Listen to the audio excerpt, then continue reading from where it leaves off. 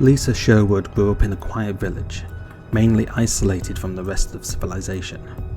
The people of the hamlet were kind, and the elders kept old traditions alive, often keeping the peace by personally settling the very rare disputes.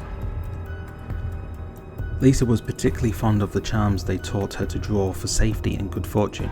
One night, as she was walking home through the woods, a terrible storm struck without warning. Howling winds whipped at her hair as she stumbled through the swamp, her rain-drenched dress plastered to her skin. In the slick, wet mud, she lost her footing, careening backwards and striking her head against a rock. Slipping in and out of consciousness, she strained to identify the dark shapes approaching her from behind the trees.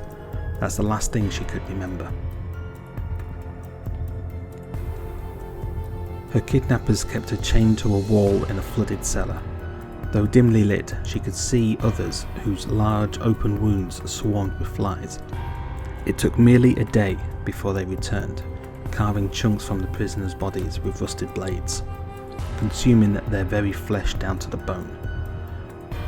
Most she saw did not survive long once the cannibals targeted them, but somehow, deep within, Lisa persisted. Starved, infected, and mutilated, after several weeks of torture, her gaunt arms became loose in the shackles. She pulled hard, the metal tearing through the skin and muscle until she was free. Her flesh oozed viscous yellow pus, and bones were visible beneath gangrenous wounds. She could go no further. Delirious, she thought of home. She thought of the elders. With her dying breath, she etched the symbols they had taught her into the floor using what remained of her fingers.